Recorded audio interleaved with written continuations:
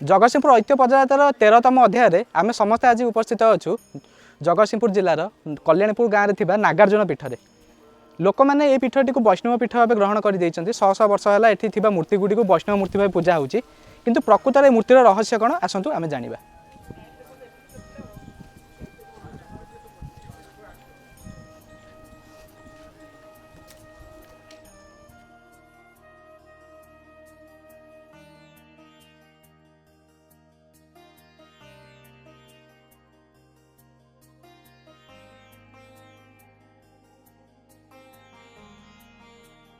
जय जगन्नाथ जय माँ सारा समस्त को आज माने शुभ सकाल सहित गोटे जिन आरंभ करिया आमर देखो जगतसिंहपुर ऐतिह्य पदयात्रा फेब्रुआरी मास 1 तारिख में गत फेब्रुआरी मसरे आमर गोटे वर्ष कंप्लीट हो गला। खूब चित्ताकर्षक भाव में सुंदर भाव में आमर आनुआल डेटा आम वार्षिक उत्सव पालन करें कि जेतिक जन ये अच्छा आहरी अन्य से धन्यवाद देवा से साहाय्य सहयोग भल पाइबा श्रद्धा ये सबू परिश्रम फल एत सुंदर प्रोग्राम होता जहाँकि आम अन्य लोकों शुणा पाचे। आज आम मार्च मास 1 तारिख रविवार आज आम ये एकाठी आमर 13तम ऐतिह्य पदयात्रा आरंभ करुचे जोटा कि गोटे वर्ष संपूर्ण सरी 12टा एपिसोड पर आज आम 13तम अध्याय 13th एडिशन में 13तम संस्करण में पहुँचे। आज आम जगतसिंहपुर जिलार एमती गोटे जगह को आसीचे जो जगह कि देखूँ ये नागार्जुन पीठ को कहुच्छे डीओ साई पाखे कादुआपड़ा कल्याणपुर गाँ नागार्जुन पीठ बोली कहुच्छे किंतु संपूर्ण रूपे जदि आम वास्तवता को देखा यह कौन प्रकार हिंदू धर्म संपर्कित प्रतिमा बा विग्रह नुहति यह संपूर्ण रूप से बौद्ध मूर्ति किंतु आम सभ्यतार बर्तन में आम नागार्जुन रूपे बा विष्णुकर रूप में हिंदू देवादेवी हिसाब से पूजा करुचे बहुत भल कथा। ये जो पीठ उपर जस्ट टिके मु आरंभ करी संबित आम सान भाई सी कहे आउे किसी अनुशीलन से कर देखूँ आम जदि महाभारत युग को जीवा महाभारत जुगरे कलिंग उपर आलोचना अच्छी एवं महाभारत रे विरजा क्षेत्र उपर आलोचना अच्छी जहाँ को आज की 3000 बा 2500 वर्ष पूर्वे ता परवर्ती समय गौतम बुद्धंकर आविर्भाव होता ख्रीष्टपूर्व 4th बा 5th शताब्दी बेलू गौतम बुद्धंकर निर्माण प्राप्ति पर तार 100 वर्ष पर्यंत कौन सी माने प्रतिमा बा विग्रह पूजा हबार कौन जगह देखा जाए ना परवर्ती समय ताहा पूजा होता कहबार अर्थ है गोटे समय आर्य संस्कृति थिला ए देश में गौतम बुद्ध आसवा पर बहुत संख्यार लोक बौद्ध होते एवं ता पूर्वर जैन थिला ओडिशा गोटे जैन पीठ थिला माने अशोकों पर बौद्ध धर्म माने घरे घरे परिचित है पुणी खारबल जो आसिले चेदी वंश बा चैत्र वंशर शासक तांको समय जैन धर्म ये राज्य में बा ये देश में प्रबल भाव में माने लोक मैंने जैन होते पुणी तापर पुणी विवर्तन में शंकराचार्य इत्यादि इत्यादि पर आम पुणी आज सनातन बा वैदिक संस्कृति अच्छे किंतु से सब समय जो जैन प्रतिमा हूँ कि बौद्ध मूर्ति हूँ जहाँ सब ये अंचल थिला बा ताकर माने स्तूप बा कि माने जमती बौद्ध पीठ हिसाब से से गुड़िक ग्रामांचल से प्रतिमूर्ति आज भी रही एवं परवर्ती समय आम सनातनी बा आम वैदिक धर्म बा हिंदू धर्म में अनुप्राणित होते से विग्रह गुड़ी जेहेतु आम पीढ़ी दर पीढ़ी पूजा कर आसीचे से विग्रह ये बौद्ध मूर्ति हेले पूजा पाँच अनेक मंदिर में आप देखिए जैन मूर्ति रही बौद्ध मूर्ति रही माने सनातन गोटे संस्कृति से संस्कृति समस्त निज भीतर आवरी नहीं से सनातन संस्कृति ही बौद्ध जैन और आजिका टाइम रे सबुठारु आधुनिक धर्म है जमी आम सिख धर्म है और यही माटीर सबुठारु आधुनिक माने विचारधारा रखुवा महिमा पंथ जोटा कि ढेंकानाल आरंभ होता ये समस्ते से सनातन संस्कृतिर तेणुक ये जो प्रतिमा आम देखुचे यह बौद्ध संस्कृतिर प्रतिमा जहाँ अनुमान करा हुए माने जब समय को देखा यहाँ ये विग्रह जहाँ अच्छा ये भौमकर शासन पूर्वर शैलद्भव से समय होते कहीं बहुत प्राचीन मूर्ति विग्रह को देखिले और ये जो छवि आम सान भाई आम आनी एगुड़ी देखिले जहाँ जना जाए विग्रह गुड़िक बहुत पुराना तेणुक ये माने यही पीठ उपर किछिटा अनुशीलन कर सान भाई संबित एवं संबित को कहबी सी विशेषकर यही प्रतिमा यही विग्रह ऊपर किसी आलोकपात करेंगे।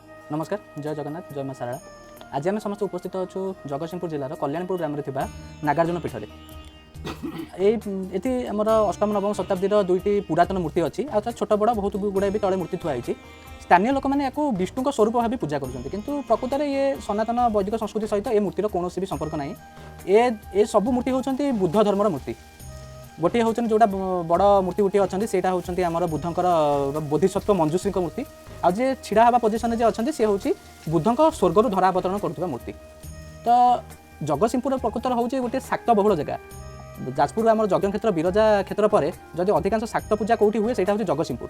ଆମର ଏଠି ସ୍ଥାନେ ସ୍ଥାନେ ପ୍ରତି ଗାଁରେ ଚାମୁଣ୍ଡା ମୂର୍ତ୍ତି ପାଇବା, ମହିଷାମର୍ଦ୍ଦିନୀ ମୂର୍ତ୍ତି ପାଇବା, ଶିବ ମନ୍ଦିର ପାଇବା, କିନ୍ତୁ ଏଇଭଳି ଗୋଟେ ଶାକ୍ତ ବହୁଳ ଜାଗାରେ ଆମେ ଯେତେବେଳେ ଗୋଟେ ବୁଦ୍ଧଙ୍କ ପ୍ରତିମା ଦେଖୁ ଆମକୁ ଆଶ୍ଚର୍ଯ୍ୟ ଲାଗେ ଯେ ଏ ଜାଗାରେ ବୁଦ୍ଧ ପୂଜା କେମିତି ହେଉଥିଲା ବା ବୌଦ୍ଧ ଧର୍ମ ଏଠି କେମିତି ତାର କାୟା ବିସ୍ତାର କରିଥିଲା। ବୁଦ୍ଧ ଧର୍ମ କେବଳ ଓଡ଼ିଶା ବା ଜଗତସିଂହପୁରରେ ନୁହେଁ କି ଭାରତରେ ବି ନୁହେଁ, ସମଗ୍ର ପୃଥିବୀରେ ବିସ୍ତାର ହୋଇଥିବା ଗୋଟେ ବଡ଼ ଧର୍ମ ଥିଲା ସେ ସମୟରେ। କେମିତି ନା ଆମର ଖ୍ରୀଷ୍ଟପୂର୍ବ 4th-5ମ ଶତାବ୍ଦୀରେ ଜଣେ ମହାପୁରୁଷ ଜନ୍ମ ହୋଇଥିଲେ। ସେ ଲୁମ୍ବିନୀର ଏକ ରାଜବଂଶରେ ଜନ୍ମ ହୋଇଥିଲେ। ସେ ଛୋଟବେଳୁ ଅସାଧାରଣ ପ୍ରତିଭାର ଅଧିକାରୀ ଥିଲେ, କିନ୍ତୁ 29 ବର୍ଷ ବୟସରେ ତାଙ୍କୁ ଯେତେବେଳେ 29 ବର୍ଷ ହେଲା ସେ ସମାଜରେ ଦେଖିଲେ ବହୁତ ଅସମାନତା ଅଛି, ମଣିଷ ବହୁତ ଦୁଃଖ କଷ୍ଟ ଭୋଗ କରୁଛି। ସେ ଏସବୁରୁ ମୁକ୍ତି ପାଇବା ପାଇଁ 29 ବର୍ଷରେ ପ୍ରକୃତ ସତ୍ୟର ସନ୍ଧାନ ପାଇଁ ସେ ନିଜ ଘର ଦ୍ୱାରା ଛାଡ଼ି ଦେଇଥିଲେ ଏବଂ ସତ୍ୟର ସନ୍ଧାନ କରିଥିଲେ। ସେ ଧ୍ୟାନ କରି ବା ନିଜର ଅନ୍ତରାତ୍ମାରେ କୌଣସି ଶକ୍ତିକୁ ଜଗାଇ ସେ ଆକ୍ଚୁଆଲି ଜୀବନର ପ୍ରକୃତ ସତ୍ୟକୁ ଖୋଜି ପାଇଥିଲେ, ଯାହାକି ହେଉଛି ତମେ କୌଣସି ଧର୍ମଗୁରୁ ବା କୌଣସି ପୂଜା ପଦ୍ଧତି ଦ୍ୱାରା ମୁକ୍ତି ପାଇପାରିବନି। ତମେ ଯଦି ମୁକ୍ତି ପାଇବ ସେଇଟା କେବଳ ତମର ନିଜେ ନିଜକୁ ଆଲୋକ ଦେଖାଇ। ଏପରି ଗୋଟେ ସରଳତା ବିଚାରଧାରା ରଖିଥିବାରୁ ବୌଦ୍ଧ ଧର୍ମଟି ସମଗ୍ର ପୃଥିବୀରେ କାୟା ବିସ୍ତାର କରିଥିଲା। ସେ ମହାପୁରୁଷ ଜଣକ ହେଉଛନ୍ତି ଗୌତମ ବୁଦ୍ଧ।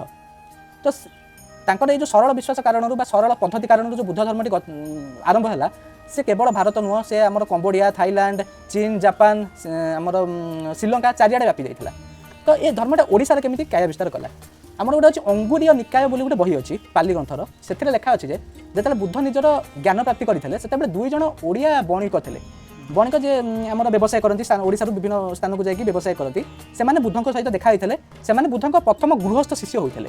ମାନେ ଯେଉଁମାନେ ବୁଦ୍ଧଙ୍କ ଶିଷ୍ୟ ହେଉଥିଲେ ସେମାନେ ଘର ଦ୍ୱାରା ଛାଡ଼ି ବୁଦ୍ଧଙ୍କ ସାଙ୍ଗରେ ବୁଲୁଥିଲେ, କିନ୍ତୁ ଏ 2 ଜଣ ଯେ ଓଡ଼ିଆ ବଣିକ ଯେଉଁମାନେ ବୁଦ୍ଧଙ୍କ ଶିଷ୍ୟ ହେଲେ ସେ ଗୃହସ୍ଥ ଶିଷ୍ୟ, ମାନେ ସେ ନିଜ ସଂସାର ଭିତରେ ରହିକି ବୁଦ୍ଧଙ୍କ ଆଜ୍ଞା ପାଳନ କରିକି ତାଙ୍କ ଧର୍ମକୁ ପ୍ରଚାର କରୁଥିଲେ। ତାଙ୍କ ନାଁ ହେଉଛି ତପସ୍ୱୁ ଓ ଭଲ୍ଲିକ। ଏ 2 ଜଣ ଯେତେବେଳେ ବୁଦ୍ଧଙ୍କ ଶିଷ୍ୟତ୍ୱ ନେଲେ, ବୁଦ୍ଧ ତାଙ୍କୁ ନିଜର କେଶ, ତାଙ୍କର ଯେଉଁ କୁଞ୍ଚ କୁଞ୍ଚ କେଶ ଭଳିଆ ଥାଏ 8ଟି କେଶଗୁଚ୍ଛ ଦେଇଥିଲେ। ସେ 8ଟି କେଶଗୁଚ୍ଛକୁ ସେମାନେ ଓଡ଼ିଶାକୁ ଆଣିଥିଲେ ଏବଂ ବୁଦ୍ଧଙ୍କର ବିଭିନ୍ନ ବିହାର ସ୍ଥାପନ କରିଥିଲେ। ସେଇଠାରୁ ହିଁ ଓଡ଼ିଶାରେ ବୁଦ୍ଧ ଧର୍ମର ଜନ୍ମ ହୋଇଥିଲା ବା ବିକାଶ ହୋଇଥିଲା। ବୁଦ୍ଧ ନିଜେ କେବେ ଓଡ଼ିଶା ଆସିଛନ୍ତି କି ନାହିଁ ତାର କୌଣସି ଉଲ୍ଲେଖ ନାହିଁ ବା ପ୍ରମାଣ ମିଳିନାହିଁ, କିନ୍ତୁ ବୁଦ୍ଧଙ୍କ କେଶକୁ ସେମାନେ ଓଡ଼ିଶାକୁ ଆଣିକିନି ଓଡ଼ିଶାରେ ବୁଦ୍ଧ ଧର୍ମର ବିସ୍ତାର କରିଥିଲେ। ତାପରେ ଧୀରେ ଯେତେବେଳେ ଆମର କଳିଙ୍ଗ ଯୁଦ୍ଧ ହେଲା, ଆମ ଖ୍ରୀଷ୍ଟପୂର୍ବ 2ୟ ଶତାବ୍ଦୀ ପାଖାପାଖି ଯେତେବେଳେ ଆମର କଳିଙ୍ଗ ଯୁଦ୍ଧ ହେଲା, ଅଶୋକ ସେଠି ଚଣ୍ଡାଶୋକରୁ ଧର୍ମାଶୋକରେ ପରିଣତ ହୋଇଥିଲେ। ତାପରେ ସେ ବୁଦ୍ଧ ଧର୍ମକୁ ଚାରିଆଡ଼େ ବିସ୍ତାର କରିଥିଲେ। ଏହିପରି ଭାବେ ବୁଦ୍ଧ ଧର୍ମ ଧୀରେ ଧୀରେ ବଂଶ ବିସ୍ତାର କଲା ଆମ ଓଡ଼ିଶାରେ। ୟାପରେ ଆମର ହୁଏଙ୍ଗସା ଯେ ଆସିଥିଲେ ଓଡ଼ିଶା, ସେ ତାଙ୍କର ଗୋଟେ ବହି ଅଛି ସି.ୟୁ.କି ବହିରେ ସେ ନିଜେ ଉଲ୍ଲେଖ କରିଛନ୍ତି ଯେ ଆମର ଓଡ଼ିଶାରେ ପୁଷ୍ପଗିରି ନାମକ ଗୋଟେ ବଡ଼ ବୌଦ୍ଧ ବିହାର ଥିଲା, ଯାହାକି ନାଳନ୍ଦା ବିଶ୍ୱବିଦ୍ୟାଳୟ ଯେଉଁ ଅଛି ତା ସହିତ ସମକକ୍ଷ ଥିଲା।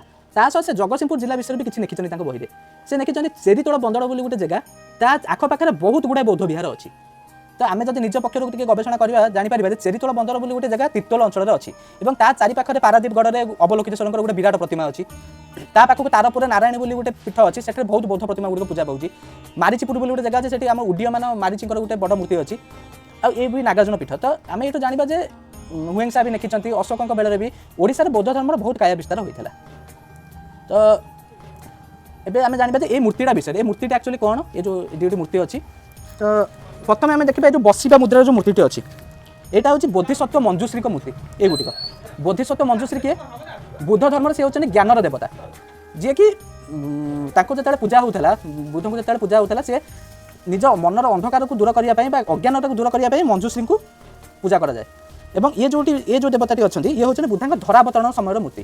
ଧରାବତରଣ କ'ଣ? ଯେତେବେଳେ ବୁଦ୍ଧ ନିଜ ଘର ଦ୍ୱାରା ଛାଡ଼ିକିନି 29 ବର୍ଷରେ ପଳେଇଥିଲେ, ନିଜ ଜ୍ଞାନ ପ୍ରାପ୍ତି ପରେ ସେ କ'ଣ କଲେ ନା ପ୍ରଥମେ ନିଜେ ଗଲେ ନିଜ ବାପାଙ୍କୁ ବି ଯେଉଁ ଜ୍ଞାନ ନିଜେ ପାଇଥିଲେ ସେ ନିଜ ବାପାଙ୍କୁ ବି ସେ ଜ୍ଞାନ ଦେଇକି ନିଜ ପିତୃଋଣ ସୁଝିଥିଲେ। ତାପରେ ସେ ନିଜେ ଅନୁମାନ କରିଥିଲେ ଯେ ମୁଁ ପିତୃଋଣ ସୁଝିଲି, କିନ୍ତୁ ମୋତେ ଯେଉଁ ମା ଜନ୍ମ ଦେଇକିନି ମୃତ୍ୟୁବରଣ କରିଥିଲେ ମୁଁ ଏ ମାତୃଋଣ ସୁଝିନି। ତାପରେ ସେ ନିଜ ଶଶରୀରେ 3 ମାସ ପାଇଁ ସ୍ୱର୍ଗକୁ ଗଲେ। ସ୍ୱର୍ଗକୁ ଯାଇକି ସେଠି ସେ ସ୍ୱର୍ଗର ଶାସକ ଯିଏ ରହିଥିଲେ ଶକ୍ର ବା ଯାହାକୁ ଆମେ ଇନ୍ଦ୍ର କହୁ, ନିଜ ମାଆଙ୍କୁ, ବ୍ରହ୍ମାଙ୍କୁ, ଯେତେ ଦେବତା ଅଛନ୍ତି, ଏଇଟା ଗୋଟେ ବୌଦ୍ଧ ଧର୍ମର ଲୋକ କଥା ଅଛି। ସ୍ୱର୍ଗକୁ ଯାଇକି ସେ ନିଜ ମାଆଙ୍କୁ, ଶକ୍ର, ବ୍ରହ୍ମା ଇତ୍ୟାଦିଙ୍କୁ ବୁଦ୍ଧ ଧର୍ମରେ ଯେଉଁ ତାଙ୍କର ଅଛି ଜ୍ଞାନଟା, ସେ ଜ୍ଞାନଟି ସେମାନଙ୍କୁ ସେ ବାଣ୍ଟିଥିଲେ। ତ ସେ ଜ୍ଞାନକୁ ବାଣ୍ଟି ସାରିବା ପରେ 3 ମାସ ପରେ ସେ ପୁଣି ଧରାକୁ ଅବତରଣ କରିଥିଲେ। 3ଟି ସିଡ଼ି ତାଙ୍କ ପାଇଁ ଗଠନ କରିଥିଲେ ସ୍ୱର୍ଗର ଶାସକ ଇନ୍ଦ୍ର ବା ଶକ୍ର। ସେ ସେଇ ମଝିଟା ହେଉଛି ସୁନାର ସିଡ଼ି, ସେ ସୁନାର ସିଡ଼ି ସାହାଯ୍ୟରେ ନିଜେ ଓହ୍ଲେଇଥିଲେ। ତାଙ୍କର ବାମ ପାର୍ଶ୍ୱରେ ରହିଥିଲେ ଇନ୍ଦ୍ର, ଯିଏକି ତାଙ୍କୁ ଛତ୍ର ଦେଖାଇକିନି ତଳକୁ ଓହ୍ଲେଇବାରେ ସାହାଯ୍ୟ କରିଥିଲେ ଏବଂ ବାମ ପାର୍ଶ୍ୱରେ ଆଉ ଡାହାଣ ପାର୍ଶ୍ୱରେ ତାଙ୍କର ବ୍ରହ୍ମା ରହିଥିଲେ। ଏବଂ ଏହି ସମୟରେ ସମଗ୍ର ପୃଥିବୀର ଲୋକ ଦେବତାମାନେ ବୁଦ୍ଧଙ୍କୁ ପୃଥିବୀକୁ ସ୍ୱାଗତ କରିଥିଲେ। ତ ଏଇ 2 ମୂର୍ତ୍ତି ଏଠାରେ ଅଛି। ଏହା ଛଡ଼ା ଏଠାରେ ଆଉ ଗୋଟେ ବଜ୍ରତାରାଙ୍କ ମୂର୍ତ୍ତି ବି ମଧ୍ୟ ଅଛି। ଏସବୁ ଏବେ ଆବରଣରେ ଘୋରା ହେଇକି ଅଛି। ଏବେ ବଜ୍ରତାରାଙ୍କ ମୂର୍ତ୍ତିଟିଏ ମଧ୍ୟ ଏଠାରେ ଅଛି। ତ ଏତେ ସବୁ ବୌଦ୍ଧ ମୂର୍ତ୍ତି ଗୁଡ଼ିକ ଅଛି। ତ ଏବେ ଦେଖିବା ଯେ ଏମାନଙ୍କୁ ଆମେ ହିନ୍ଦୁ ଦେବତା ଭାବେ କାହିଁ ଗ୍ରହଣ କରିନେଲେ? ଏ ତ ବୌଦ୍ଧ ଦେବତା, ହିନ୍ଦୁ ଦେବତା ଭାବେ କାହିଁକି ଆମେ ଏକୁ ଗ୍ରହଣ କରିଦେଲେ? ତ बुद्धको जो मृत्यु है बुद्धको मृत्यु पर धीरे धीरे कौन है ना तांकर जो अनुगामी मैंने से समय परिस्थिति देखिकिना विभिन्न कारणरू बुद्ध धर्म को 3टी पंथार बांटी नेले। प्रथमटी रहा हीनजान, तापर रहा महाजान, तापर रहा वज्रजान। हीनजान कौन? हीनजान बुद्ध को कौन भगवान रूपे पूजा करती नहीं। बुद्ध को से पूजा करती जड़े महापुरुष भाविकी जी कि आमको मुक्तिर रास्ता देखा। तापर आसला महाजान।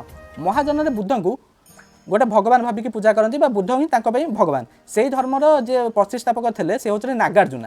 नागार्जुन बोले गोटे धर्मगुरु महाजान पंथ को एस्टाब्लीश करते। तापर आसला वज्रजान। वज्रजान हूँ तांत्रिक पद्धति बुद्धर देवदेवता मानक बौद्ध धर्म देवदेवती मानक अवलोकितेश्वर हो गले, प्रज्ञा परमिता हो गले, तारा देवी हो गले, एमानकु तांत्रिक पद्धति पूजा करा जाउथला। तो जितेबाला धीरे धीरे कौन है ना ये जो तंत्र पद्धति गुड़ा जिते पशिला बौद्ध धर्म में साधारण लोक मैंने डिस्चार्ज होगा स्टार्ट कले। से बुद्ध धर्म जटिलता आम हिंदू धर्म जटिलता को देखिए जो बुद्ध धर्म गठित होता से बुद्ध धर्म भी जटिलता पशिगला। तो से साधारण लोक मैंने डिस्चार्ज होगा स्टार्ट कले।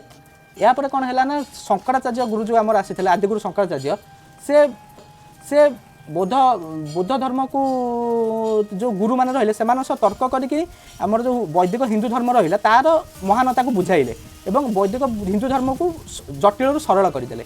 या कारण अति बहुत जो राजा मैंने रही से राजा मैंने बुद्ध धर्म को छाड़ी हिंदू धर्म प्रति आकृष्ट हेले एवं बुद्ध मैंने धीरे धीरे बौद्ध मैंने ओडिशा छाड़ी चलीगले। एवं जो मूर्ति गठन होकर रही है से मूर्ति गुड़ी को हिंदू मैंने निज देवदेवता रूपे आपणई नेले। जमती कि ये आमर ये नागार्जुन देवता हो जाती सेमती आम काकड़पुर भी जो देवी अच्छा जहाँ आम मंगला बोली कहे सी प्रकृत होती तारा देवी मूर्ति। आमर ये पारादीप गढ़ गोटे अच्छा जहाँ आम लोकनाथ को पूजा करते सी भी होती आमर अवलोकितेश्वर मूर्ति। नारायण बोली जहाँ आम तारापुर पूजा करते सी भी होती आमर प्रज्ञा परमिता मूर्ति। यहीपरि भाव बहुत बुद्ध मूर्ति गुड़िक धीरे धीरे हिंदू मूर्ति परिवर्तन हो गला। या सहित आम बुद्ध को भी नवम अवतार भाव ग्रहण करने विष्णु को नवम अवतार भाव ग्रहण करते। आम जयदेव भी गोटे लिखिं केशवदूत बुद्ध शरीर जय जगदीश हरे। तो बुद्ध धर्म कुआडे गला नहीं आम जो कहूँ बुद्ध धर्म नष्ट हो गला एक्चुअली से नष्ट है ना सी आम हिंदू धर्म ही समन्वय हो गला। एवं यहीपरि भाव बहुत बुद्ध मूर्ति हिंदू मूर्ति पूजा होची। आज जब आम देखिए पीठर नाम नागार्जुन पीठ कौन पाई यहाँ मोर गोटे निजस्व अनुमान जे जितेबाला प्रथम शताब्दी द्वितीय शताब्दी में बौद्ध गुरु जे आमर महाजान पंथार संस्थापक थे नागार्जुन सी जो ओडिशा आसी सी निजर बहुत गुड़े शिष्य गठन करते से शिष्य मान भर जड़े ये पीठटी को स्थापन करते जो कारण ये पीठटीर नाम नागार्जुन पीठ हो।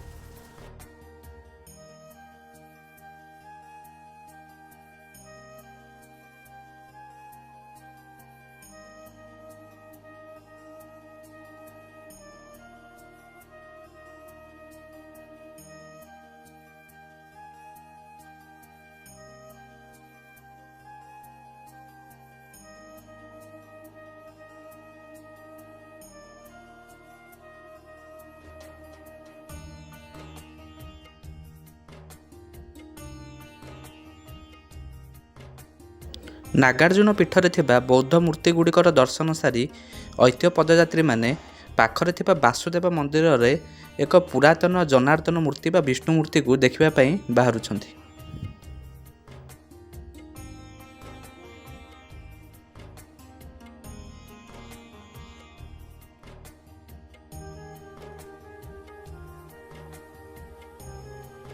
नमस्कार। नागार्जुन पीठ पर आम एथे गोटे सुंदर वासुदेव मूर्तिटा देखा आसीचु। मूर्ति तत्व अनुसार यहाँ को जनार्दन मूर्ति कह जाए। यहाँ आनुमानिक नवम कि दशम शताब्दीर मूर्तिटी हेबे एवं उपरे तांकर उड्डीयमान गंधर्व अच्छा तले श्रीदेवी भूदेवी एवं साइड दुईटी सिंह मूर्ति अच्छी। यहाँ यार अलंकार एवं मूर्ति तत्व को देखिक लगे यहाँ नवम कि दशम शताब्दीर मूर्ति हेबे। ता सहित ये शिव मध्य पूजा पाउछन्ती। मूर्तिर पूर्ण स्वरूपटी को आपण एथरे देखिपारे। प्राचीन बौद्ध पीठ नागार्जुन पीठ एवं वासुदेव पीठ परिदर्शन सहित जगतसिंहपुर हेरिटेज वाकर 13तम अध्याय ये संपूर्ण है। जय जगन्नाथ, जय मां शारदा, जय जगन्नाथ, जय जगन्नाथ, जय जगन्नाथ, जय जगन्नाथ।